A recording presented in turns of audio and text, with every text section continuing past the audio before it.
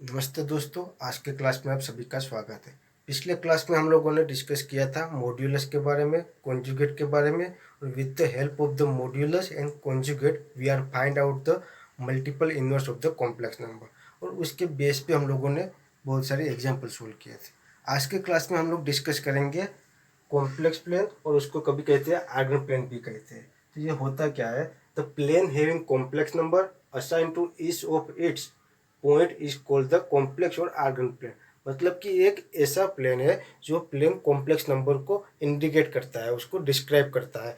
उस प्लेन में हम लोग कॉम्प्लेक्स नंबर को इंडिकेट करेंगे। कैसे इंडिकेट करेंगे वो देखते हैं। लेट कोई हम पॉइंट एक ले लेते हैं, late point P represent non zero complex number.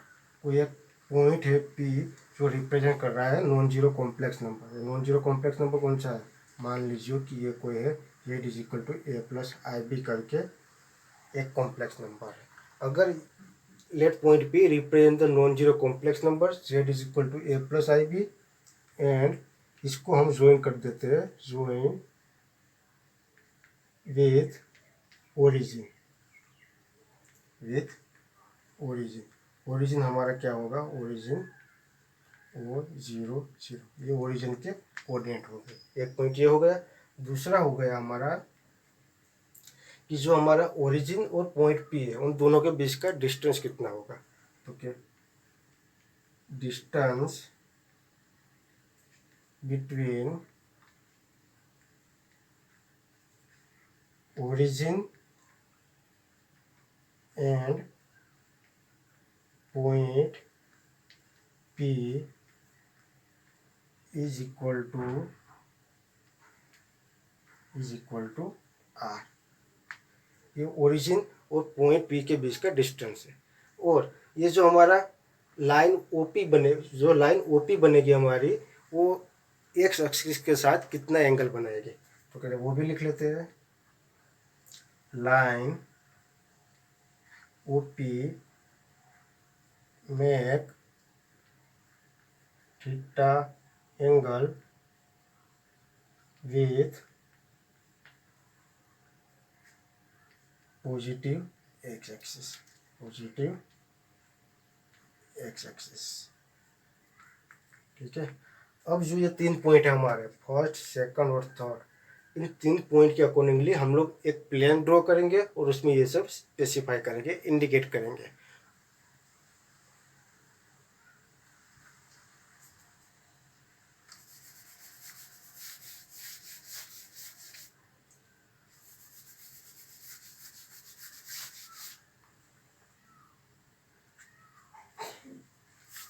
ये हमारा ले लेते हैं एक एक्स वाई प्लेन। ये पॉजिटिव एक्स एक्सिस, ये नेगेटिव एक्स एक्सिस हो गई, ये पॉजिटिव वाई और ये नेगेटिव वाई। जो पॉजिटिव एक्स एक्सिस होगी वो हमारी इंडिकेट करेंगे रियल एक्सिस को। मतलब कि जो हमारा कॉम्प्लेक्स नंबर था Z is equal to X plus I Y, जो कॉम्बिनेशन ऑफ क्या था, एक रियल पार्ट होगा उसमें और दूसरा होगा इमेजनरी। तो ये जो दोनों पार्ट होंगे उसको कहाँ पे रिप्रेजेंट करेंगे, तो कि जो रियल पार्ट होगा उसको एक्स एक्सिस पे रिप्रेजेंट करेंगे, और जो इमेजनरी पार्ट होगा उसको वाई एक्सिस पे। ये हमारा हो जाएगा इमेजनरी एक्सिस, इमेजनरी एक्सिस। ये हमारा रियल एक्सिस हो गई। ठीक है। उसमें क्या बोला था हम लोगों ने, पहला पॉइंट था कि ये कोई पॉइंट पी है, पॉइंट पी ले लिया, यहाँ पे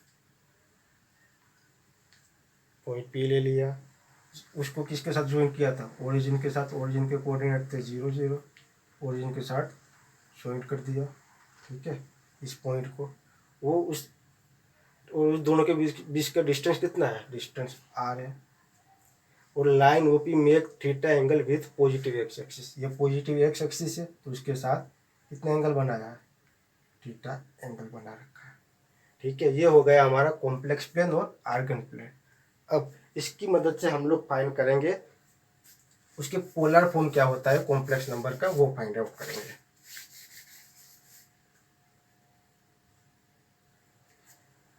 ये आर है, वो थीटा एंगल बना रहा है विथ रिस्पेक्ट टू एक्स, तो ये हो जाएगा हमारा आर कोस थीटा, और उसके परपेंडिकुलर दूसरा कंपोनेंट हो जाएगा आर साइन थीटा। ठीक है, अब हमारे पास क्या था, जेड इज इक्वल टू था एक्स प्लस आई वाई था। ठीक है, जेड इक्वल टू हमारे पास क्या था, एक्स प्लस आई वाई था। अब ये कौन सा कंपोनेंट हो गया, एक्स कंपोनेंट, ये कौन सा कंपोनेंट हो गया, वाई कंपोनेंट। तो X component is equal to क्या हो जाएगा, आर कोस थीटा, और वाई कंपोनेंट क्या हो जाएगा, आर साइन थीटा। इस दोनों फॉर्म को हम यहाँ पे पुट कर देंगे, तो हमारा जेड क्या हो जाएगा, Z is equal to R cos theta plus I time R sine theta. यहाँ से हम लोग आर को कॉमन निकाल लेते हैं, तो ये क्या हो जाएगा, R time cos theta plus I sine theta. ये किसके बराबर हो गया, जेड। ये क्या हो गया हमारा polar form of the complex number. ये हो गया हमारा polar form of complex number. और यहाँ पे जो आर होगा वो आर क्या है, distance between the point P and origin. और थीटा क्या होगा, थीटा हो गया हमारा आर्ग्यूमेंट भी कह सकते हैं इसे, या एम्पलीट्यूड भी कह सकते हैं, एम्पलीट्यूड। उसको आप डिनोट कर सकते हैं एम्पलीट्यूड ऑफ जेड। ठीक है, अब आर की वैल्यू कितनी होगी, आर क्या है, R distance between the origin and the point P. तो आर की वैल्यू कितनी होगी, तो क्या आर क्या है, डिस्टेंस है, आर डिस्टेंस है। डिस्टेंस कैसे फाइंड करते थे हम लोग, कि पी ऑफ जेड है, मतलब इसके कंपोनेंट क्या हो जाएंगे, जेड मतलब कि एक्स कंपोनेंट और दूसरा वाई कंपोनेंट। तो ये क्या हो जाएगा, X minus zero square plus Y minus zero का square is equal to square root of X square plus Y square हो गया, किसके बराबर हो गया, आर बराबर। और ये जो square root of X square plus Y square है वो क्या है, वो तो हमारा मॉड्यूलस है कॉम्प्लेक्स नंबर का। यह फाइंड कर लिया हमने distance between the point P and origin. अब जब हम लोग यहाँ पे थीटा की वैल्यू पुट कर देंगे, आर की वैल्यू पुट कर देंगे, और जो हमें इक्वेशन मिलेगा वो क्या हो गया हमारा polar form of the complex number. अब इसको हम लोग प्लेन में कैसे इंडिकेट करेंगे वो हम देखते हैं। अब हम लोग हमारे कॉम्प्लेक्स नंबर को कॉम्प्लेक्स प्लेन में कैसे प्रेजेंट करेंगे वो डिस्कस करते हैं। तो उसको हम दो फॉर्म में रिप्रेजेंट कर सकते हैं, एक तो पूरे रिवॉल्यूशन के लिए 0 to 2π के इंटरवल में, दूसरा हम उसको सिर्फ हाफ रिवॉल्यूशन के लिए, मतलब कि सिर्फ 180 डिग्री तक की हम उसको प्रेजेंट करेंगे। उसका इंटरवल होगा हमारा -π to +π। जैसे कि मान लो कि ये मेरा एक्स वाई प्लेन है, एक्स वाई प्लेन है, यहाँ पे कोई पॉइंट पी है मेरा, ये कोई पॉइंट पी है, तो ये कितना एंगल हो गया, थीटा। ठीक है, अगर मान लीजिए ये एक्स एक्सिस, ये वाई एक्सिस, पॉइंट पी यहाँ पे है सेकंड क्वाड्रेंट में, तो ये एंगल कितना हो जाएगा, थीटा। मान लो कि पॉइंट पी है वो थर्ड क्वाड्रेंट में है, ये एक्स एक्सिस, ये वाई एक्सिस, पॉइंट पी यहाँ पे है थर्ड क्वाड्रेंट में, तो ये एंगल कितना होगा, ये एंगल हो गया हमारा थीटा। मान लीजिए कि पॉइंट हमारा थर्ड क्वाड्रेंट में नहीं बल्कि फोर्थ क्वाड्रेंट में है, तो ये एंगल कितना हो जाएगा हमारा, सॉरी पी। अगर हमारा पॉइंट पी फोर्थ क्वाड्रेंट में है तो ये एंगल कितना हो जाएगा, ये हो जाएगा हमारा थीटा। मतलब कि जो अगर हम लोग ये वाला फॉर्म यूज करेंगे, ये इंटरवल यूज करेंगे, तो हम लोग किसी भी क्वाड्रेंट में हम लोग हमारे एंगल को रिप्रेजेंट कर सकते हैं। बल्कि जो ये हमारा दूसरा ऑप्शन है, अगर उस ऑप्शन को हम लोग यूज करेंगे तो यहाँ पे मान लीजिए एक्स एक्सिस है, वाई एक्सिस है, मेरा कोई पॉइंट पी यहाँ पे है फोर्थ क्वाड्रेंट में, तो यहाँ पे हम क्या करते थे, पूरा घूम के आते थे। यहाँ पे क्या होगा, यहाँ पे इतना ही हो जाएगा थीटा। अगर मान लो कि मेरा कोई पी पॉइंट है, वो सेकंड क्वाड्रेंट में है यहाँ पे,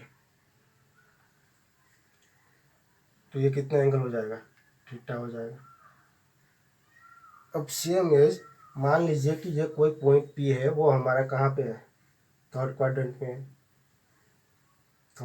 है, तो यहाँ पे हम क्या करते थे, पूरा घूम के आते थे। यहाँ पे क्या हो जाएगा, सीधा यहाँ से हो जाएगा थीटा।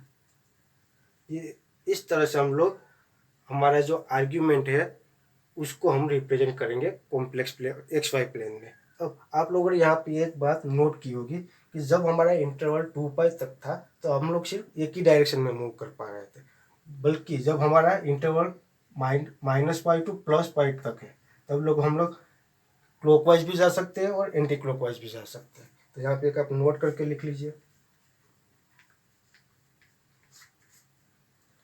कि जब हमारी डायरेक्शन ऑफ रोटेशन, जब इंटरवल 0 से 2 पाई तक होगा, 0 < थीटा <2 पाई होगा, तो डायरेक्शन ऑफ रोटेशन क्या होगा, डायरेक्शन कौन सी डायरेक्शन होगी, एंटी क्लॉकवाइज। ठीक है, जब हमारा इंटरवल होगा -पाई से पाई तक होगा, तब हमारी डायरेक्शन क्या होगी, तब हमारी डायरेक्शन होगी या तो क्लॉकवाइज या तो एंटी क्लॉकवाइज। किसी भी डायरेक्शन में हम लोग एंगल को इंडिकेट कर पाएंगे अगर हमारा इंटरवल -पाई से +पाई तक होगा। ठीक है, नोट कर लीजिए। एग्जाम्पल दे रखा है कि represent the complex number z = 1 + √√3i। उसको हमें पोलर फॉर्म में रिप्रेजेंट करना है। हमारे पास पोलर फॉर्म कौन सा अवेलेबल है, हमारा पोलर फॉर्म है z = r cos theta + i sin theta. यहाँ पे हमें r की और थीटा की वैल्यू फाइंड आउट करके पुट कर देनी है, तो हमें कौन सा फॉर्म मिल जाएगा, पोलर फॉर्म मिल जाएगा। तो कैसे फाइंड आउट करेंगे, तो क्या z = क्या था हमारा, x + iy था। x वैल्यू कितनी थी, r cos theta + i, y की वैल्यू कितनी थी, r sin थीटा। इसको हम complex number, given complex number के साथ कंपेयर करेंगे, तो हमें क्या मिल जाएगा, r cos थीटा = 1 और r sin थीटा = क्या हो जाएगा, √3। ठीक है, अब मैं क्या करता हूँ, इसका स्क्वायर कर देता हूँ, तो क्या हो जाएगा, ये r² cos² थीटा = 1। यहाँ पे क्या हो जाएगा, r² sin² थीटा = 3।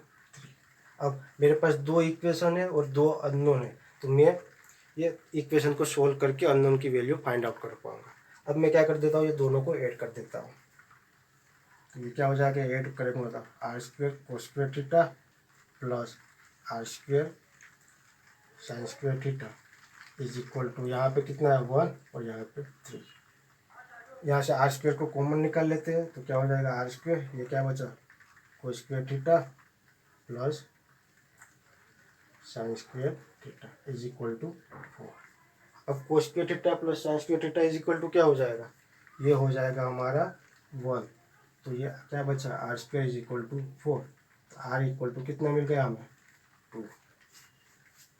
r की वैल्यू मिल गई हमें। अब हम या तो इस इक्वेशन में किसी भी इक्वेशन में हम पुट करके हम थीटा की वैल्यू भी फाइंड कर सकेंगे। क्या होगी थीटा की वैल्यू?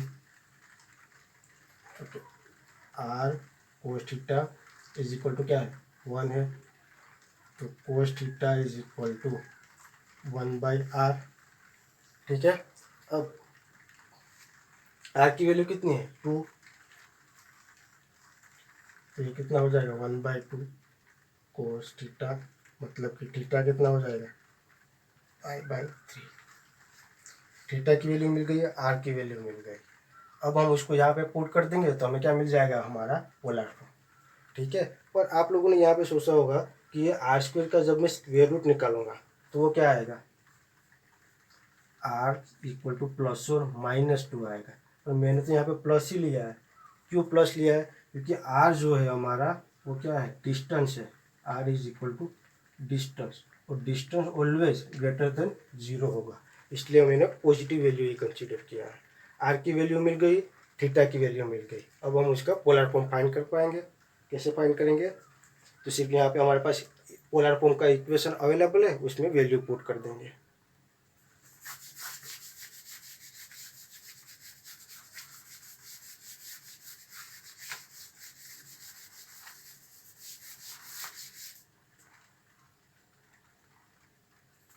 तो क्या हो गया हमारा पोलर फॉर्म? आर की वैल्यू थी 2, थीटा की वैल्यू थी कोस π/3 प्लस आई टाइम साइन π/3। ये हो गया हमारा पोलर फॉर्म और आंसर। अब उसको एक्स वाई प्लेन में कैसे रिप्रेजेंट करेंगे? तो एक्स वाई प्लेन, अब कोस की वैल्यू भी थीटा कितना मिला? π/3 मिला। π/3 मतलब कितना हुआ? 60 डिग्री। ये 19 है, मतलब कि फर्स्ट क्वाड्रेंट में मिलेगा। तो यहाँ पे कहीं मुझे मिलेगा पॉइंट हमारा। ठीक है। क्या होगा उसके कोऑर्डिनेट? एक्स की वैल्यू 1, वाई की वैल्यू √3। इसको ज्वाइन कर दिया ओरिजिन के साथ, और ये कितना होगा हमारा? 2। ये हमारा ओरिजिन। ये हो गया इसका पोलर फॉर्म। नेक्स्ट एग्जांपल है हमारा, जिसमें एक कॉम्प्लेक्स नंबर दे रखा है और उसका पोलर फॉर्म फाइंड करना है। तो जैसे हम लोगों ने इससे पहले का एग्जांपल सोल्व किया था, वही सेम प्रोसीजर फॉलो करनी है। तो हमारे पास पोलर फॉर्म तो अवेलेबल है, आर और थीटा की वैल्यू फाइंड करनी है। तो पहले तो जो कॉम्प्लेक्स नंबर दे रखा है उसको हमें एक्स प्लस आई वाई के फॉर्म में कन्वर्ट करना पड़ेगा। कर देते हैं। जेड इक्वल टू क्या है? -16 डिवाइडेड बाई 1 प्लस √3i। इसके कॉन्जुगेट से हम मल्टीप्लाई कर देंगे। 1 minus √3i divided by 1 minus √3i। Real part as it is रहेगा, और जो इमेजनरी पार्ट है उसकी साइन चेंज होगी। यहाँ पे प्लस है तो माइनस हो गया। ये कितना हो जाएगा? -16 minus minus plus 16 √3 time i। ये हो जाएगा 1 का square minus √3i whole square. तो ये कितना हो जाएगा? 1 का स्क्वायर 1 हो जाएगा। 1 का स्क्वायर कितना हो गया? 1। यहाँ से हो जाएगा 3i स्क्वायर। आई स्क्वायर की वैल्यू हो जाएगी -1, और माइनस माइनस प्लस हो जाएगा। तो हमें जेड की वैल्यू कितनी मिल गई? -16 plus 16 time √3i divided by 1 plus 3। तो जेड इक्वल टू क्या हो जाएगा? -16 divided by 16 time √3i divided by 4।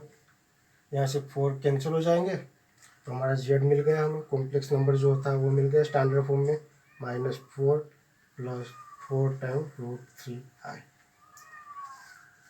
अब हमारे पास कॉम्प्लेक्स नंबर आ गया है, तो हम लोग उसका पोलर फॉर्म भी फाइंड कर लेंगे। नोट कर लीजिए इसको।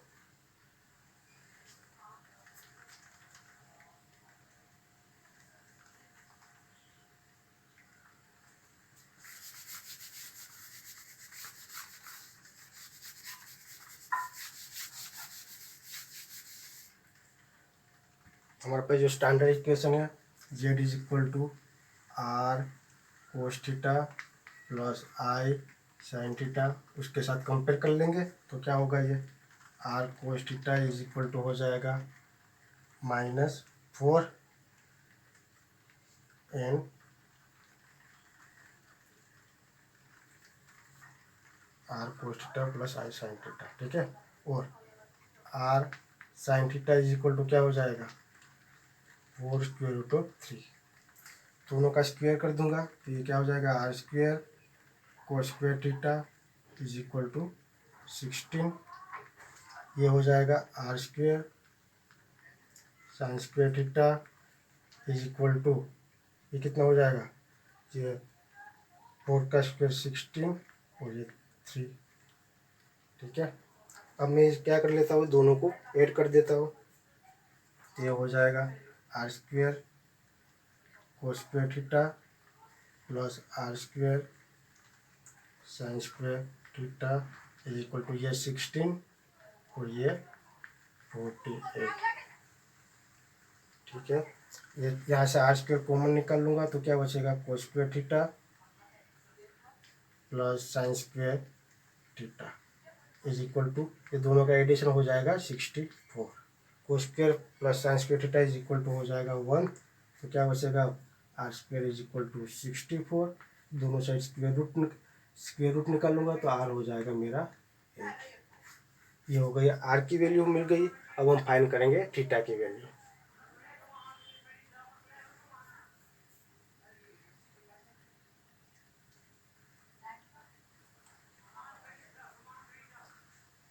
यहाँ पे क्या होगा, आर की वैल्यू कितनी है,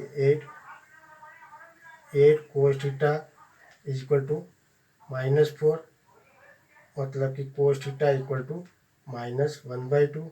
तो थीटा क्या हो जाएगा, -π/3। -π/3 होगा, इसको इक्वल टू मैं ऐसा लिख सकता हूँ, पाई माइनस π/3, क्योंकि ये सेकंड क्वाड्रेंट है और सेकंड क्वाड्रेंट में कोस थीटा क्या होगा, नेगेटिव होगा। तो theta equal to pi minus π/3, तो थीटा इज इक्वल टू हो गया 2π/3, ठीक है। ये हो गई मेरी थीटा की वैल्यू मिल गई मुझे। अब आर की भी वैल्यू है तो हम उसको यहाँ पे पुट कर देंगे तो वो हमारा पोलर फॉर्म हो जाएगा।